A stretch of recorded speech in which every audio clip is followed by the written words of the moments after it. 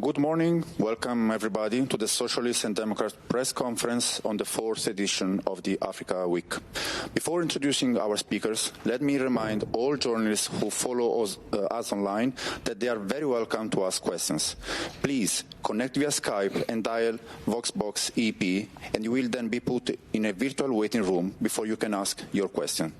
It's time now to kick off this press conference with our speakers.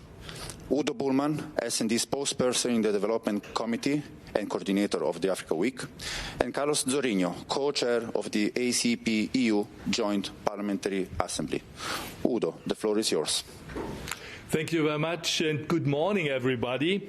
We are here, Carlos and myself, to report back from the 4th edition of our Socialists and Democrats Africa Week. This time, and thanks to all our supporters, without them it wouldn't have been possible to do this exercise. This time and you will know what I mean by saying very unusual circumstances. But it was not only unusual, it was, I think, very innovative and sometimes also somehow surprising. So we are reporting back from an exciting Africa Week where we for the first time went fully digital.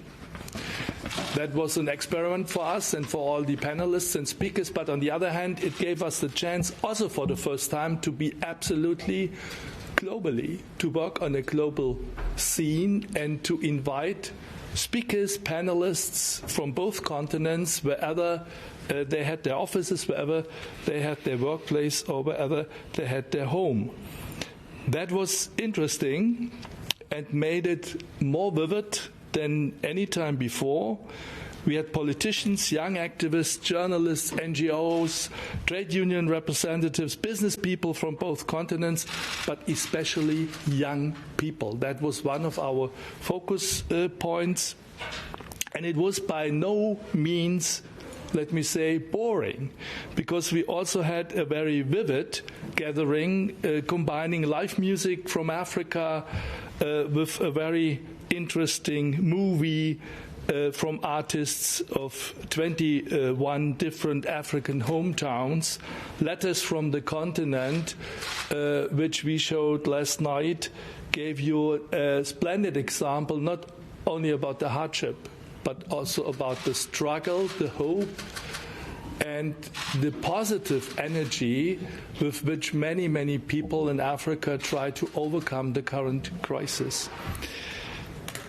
So we took two lessons from this year's Africa Week.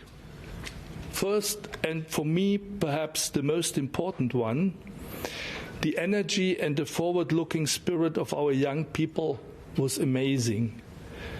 They want to take their chance to individually and collectively improve living conditions, making their dreams real, their hopes of freedom and a decent life in harmony with our natural resources and natural environments. This is by far our most precious asset.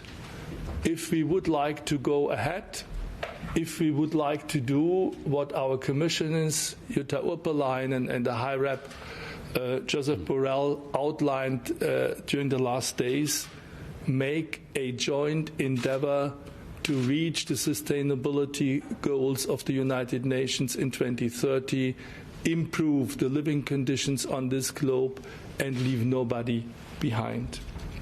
Second lesson for me, for us in the Socialists and Democrats group, if we would like to be really, and Carlos will continue to talk about it, to have a partnership on equal footing. If we would like to be an international player together, then the European Union has to get real. And we have to face the accumulating hardships, the accumulating crisis on the African continent seriously. Not only for cheap talk, not only for the headlines, but going down to the roots of the trouble and work for real change. If we want to see a people-driven development, and that is the most important conclusion on that, if we want to see a people-driven development in Africa, we have to give all our support to empowering people, to empowering actors of change. Let me only name a few of the most important areas we have to collaborate. Of course, against the backdrop of COVID-19, that is health.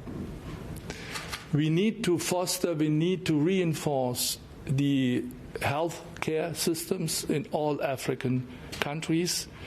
We know that this is a very difficult situation if you have, like in Nigeria, a national scheme that covers less than 3% of its citizens. You know what we are talking about. We need nurses, we need doctors, we need healthcare community workers, and to support African communities to get from the ground and to fight hunger as well as the pandemic that has now hit our two continents. What can the EU do? I think the EU should urgently update its global health strategy. We expect this to be brought forward to the Commission's work program in 2021. Next to health, we are talking about education. According to the figures of UNESCO, we know that sub-Saharan Africa is doing very, very badly when it comes to early school leaving, when it comes to only a few percentages of each generation that are up in secondary education. And we, of course, know that COVID caused a tremendous deepening of this educational crisis. We risk, if we don't do anything, we risk to lose a whole generation. A whole generation which we urgently need for progress and for change.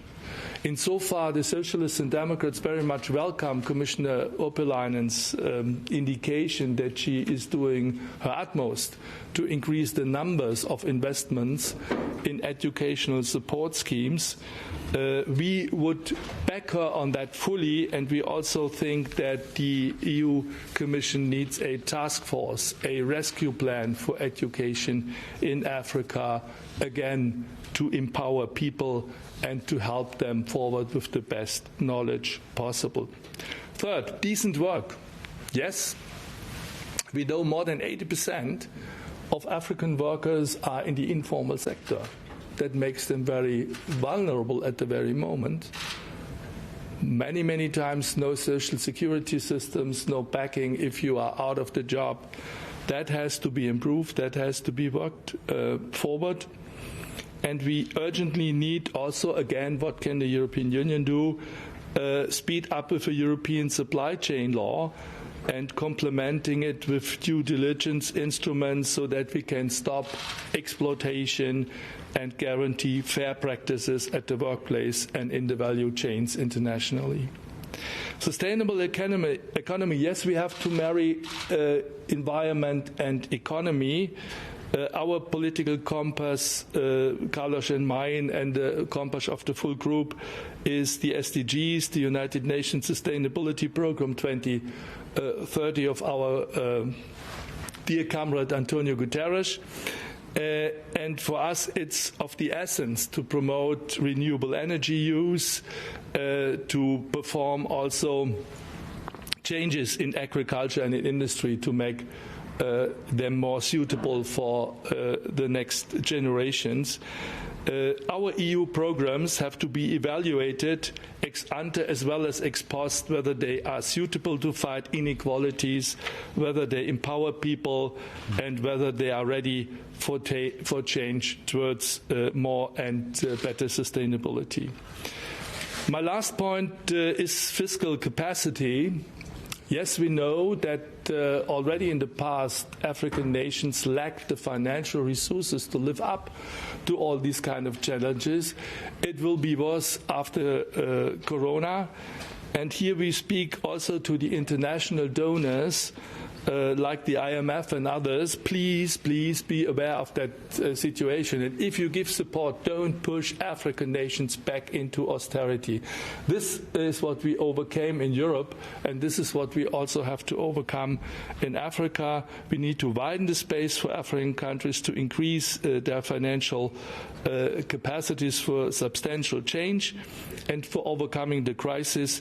and that needs also the European Union again with an agenda to boost for international measures on minimum effective taxation and to work for a substantial debt relief. That are key points that have been discussed, that are key points we will take along during this mandate in our political work, not only in the Development Committee but also in the other committees as pilot projects of the Socialists and Democrats. Let me hand over to Carlos, our co-president of the ACP community family, an outstanding expert also on Africa.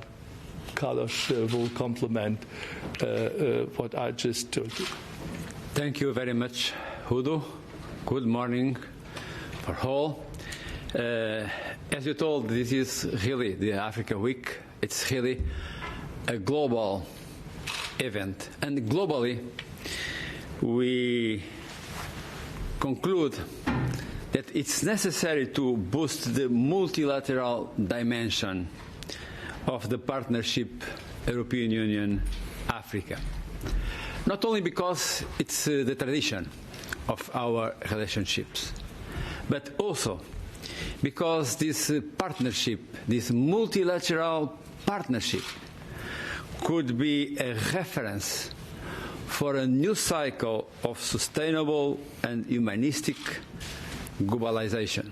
You look to the world, the protectionism grows, the borders close, the populism increases, the nationalism goes also. So we need not only to deep this partnership, this multilateral partnership, but also to take the opportunity to show that it works, that it's an example for a better progressive work.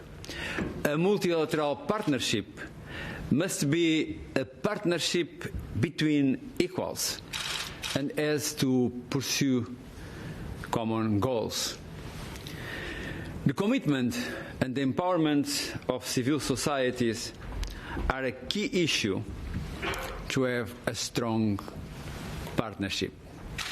And with this objective, the role of parliaments are fundamental. The post-Cotonou agreement must preview a strong joint parliamentary assembly, ACP, European Union, as required by all the ACP countries, the ACP Secretariat, but also as required by the European Parliament that defines this, the continuation of a strong institutional GPA, a headline to approve the final agreement in post-Cotonou. An example of the work that this kind of joint parliamentary assemblies could make very useful is the report about the consequences of COVID-19 on ACP and European Union countries. It's a report prepared by the 3 specialized committees in the GPA, by the Committee of Political Affairs, the Committee of Economic Development, Finance and Trade, and the Committee on Social Affairs and Environment. This report has 51 concrete recommendations to face the pandemic and its impacts. It will be discussed in our committee meetings in 29 October and 4 November, and finally approved in our plenary in December, that took place in Samoa, online, naturally. So we must work together to improve working conditions and protection for African and European citizens. These objectives complement each other.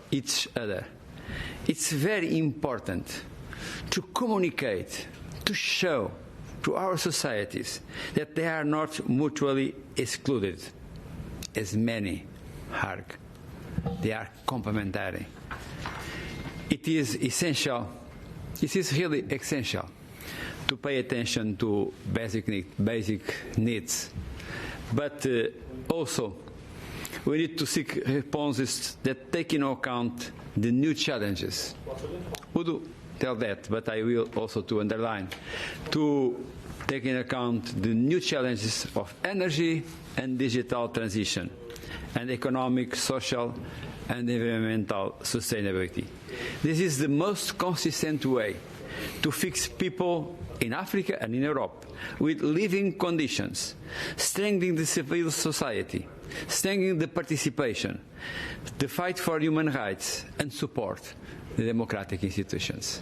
So I think now you are open to answer questions. Okay, if there is no question, I want to thank Udo and Carlos for this press conference and all of you that have followed this event. So thank you so much and see you next time. No doubt.